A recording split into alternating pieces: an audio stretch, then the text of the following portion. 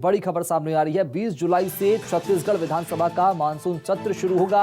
20 जुलाई से 27 जुलाई तक छत्तीसगढ़ विधानसभा का मानसून सत्र चलेगा।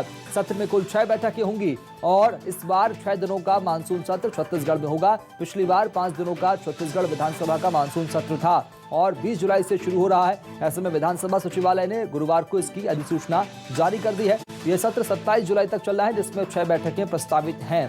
पिछले साल विधानसभा के मानसून सत्र में केवल 5 दिन काम हुआ था। छत्तीसगढ़ विधानसभा के सचिव दिनेश शर्मा की ओर से आज यह अधिसूचना जारी कर दी गई है। इसके मुताबिक 5वीं विधानसभा का 14वां सत्र 20 जुलाई से शुरू होकर 27 जुलाई तक चलेगा। इस सत्र में 6 बैठकें होंगी। विधानसभा की दिनदर्शिका के मुताबिक विधानसभा की बैठकें 20, 21 और 22 जुलाई को होगी। 23 और 24 जुलाई को शनिवार रविवार होने की वजह से अवकाश रहेगा। उसके बाद 25, 26 और 27 जुलाई को शेष 3 बैठकें प्रस्तावित हैं।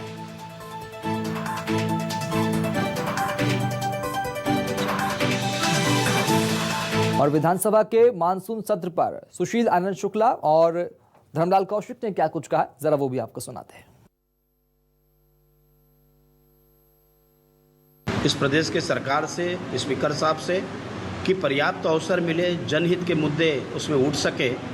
खाद की समस्या, बीज की समस्या, लगातार चाकूबाजी की घटनाएं, अनाचार की घटनाएं, माफियाओं के द्वारा ज़मीन का, रेत का और जिस प्रकार से अवैध तस्करी, गांजों का, नशे का कारोबार का, इन सारे मुद्दे उठने चाहिए और उसके लिए पर्याप्त अवसर चाहिए। लेकिन ये सरकार जानबूझकर के सत्र छोटा बुलाती है, जाके जनहित के मुद्दे पे चर्चा न हो और ये सदन से भागना चाहती है। जब से छत्तीसगढ़ में कांग्रेस की सरकार बनी है और भारतीय जनता पार्टी विपक्ष में आई है, भारतीय जनता पार्टी कभी भी किसी भी सत्र में पूरा चर्चा के दौरान उपस्थित ही नहीं रही है।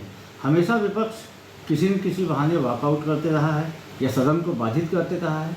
यदि वास्तव में वो चाहते हैं जनहित के मुद्दों पर चर्चा हो और उनके पास में कोई विषय है तो निश्चित तौर पर प्रश्न लगाएं, उस पर चर्चा होगी।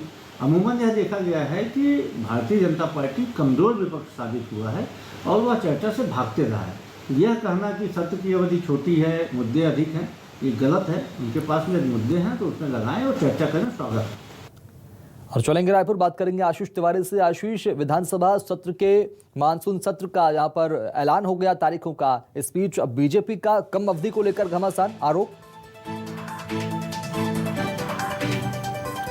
देखिए शुभम, प्रत्याशित था क्योंकि इसके पहले ही विधानसभा सत्र शुरू होने के पहले नेता प्रतिपक्ष धर्मलाल कौशिक ने एक चिट्ठी लिखी थी स्पीकर डॉक्टर चरणदास महंत को और सत्र की बैठकों को कम से कम 10 दिनों तक आहूत किए जाने की मांग की थी। ये आवाज़ बुलंद की थी विपक्ष के नेता के तौर पर। लेकिन अब जब अधिसूचना जारी हुई तो अधिसूचना में केवल 6 बैठकों का जिक्र है, यानी 20 तारीख से सत्र शुरू होकर 27 तक चलेगा और एक दिन इसके बीच में छुट्टी का दिन होगा।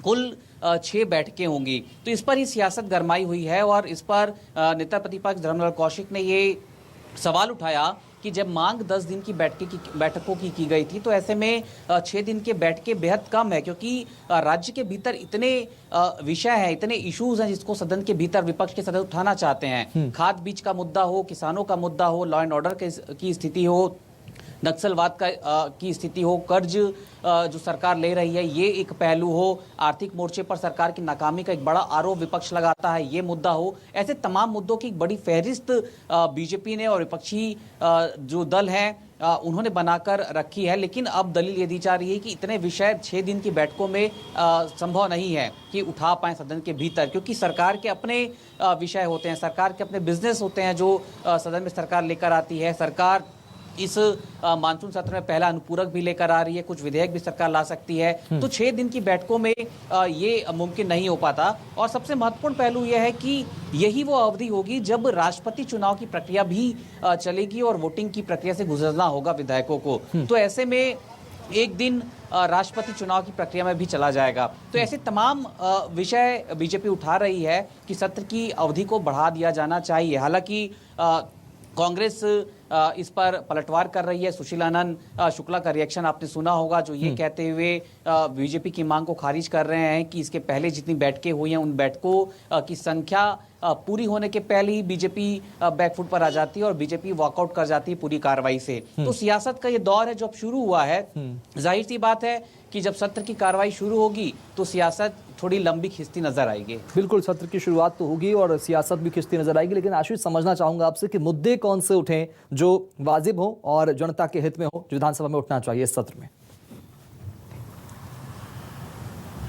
देखिए, मोटे तौर पर तो राजनीतिक मुद्दे सदन के भीतर बीजेपी उठाएगी और नेता प्रतिपक्ष धर्मलाल कौशिक जिस तरीके से कह रहे थे कि खाद बीज का एक बड़ा मुद्दा है कि केंद्र पर राज्य सरकार ये आरोप लगा रही है, लेकिन राज्य के भीतर जिस तरीके से एक पहले ही प्रस्ताव जाना चाहिए था वो प्रस्ताव नहीं भेजा राज्य सरकार ने। इसके अलावा लॉ एंड ऑर्डर का विषय है, सरकार जो तरीके से कर्ज ले रही है ये एक बड़ा मुद्दा है जो सरकार को कटघरे में खड़ा करने के लिए बीजेपी के पास एक बड़े मुद्दे के तौर पर सदन के भीतर देखने को मिलेगा। हालांकि अभी आज अधिसूचना जारी हुई है, बीजेपी विधायक दल की बैठक भी बुलाई जाएगी और इस बैठक में उन मुद्दों की फहरिस्त भी तैयार की जाएगी जिनके बूते सरकार को सदन में घेरा जा सके। तो आज तो शुरुआत है, मुमकिन है कि बीजेपी विधायक दल की बैठक जल्द बुला ली जाए और मुद्दों की लिस्टिंग कर ले जिसे सदन के भीतर बीजेपी उठाते हुए दिखे। आशीष, एक होमवर्क भी करना पड़ेगा बीजेपी कांग्रेस चाहे दोनों पार्टियों को, सरकार को, विपक्ष को भी सत्र में आने से पहले अपने अपने विधायकों के साथ में कि किस तरह से प्रेजेंटेशन करना है, कैसे विपक्ष सरकार को घेरेगा, सरकार कैसे उत्तर देगी, उसका दौर कब तक देखने को मिल सकता है? देखिए, 20 जुलाई में अभी वक्त है और तकरीबन इस जो बचे वक्त में बतौर विपक्षी दल बीजेपी अपनी तैयारी तो पुरजोर तरीके से करती नजर आ सकती है और न केवल बीजेपी के विधायकों की बैठक होगी बल्कि बीजेपी संगठन के कुछ चेहरे बैठक में शामिल होंगे और मिलीजुली एक इस बैठक में एक सरकार को घेरने के मुद्दों को तलाशने की कवायद की जाएगी। एक पड़ाव। लेकिन जो सरकार का जो पक्ष है, सरकार भी विपक्ष के उन तमाम हथगंडों का चलिए ठीक है, बहुत शुक्रिया आशीष खबर को विस्तार से बताने के लिए।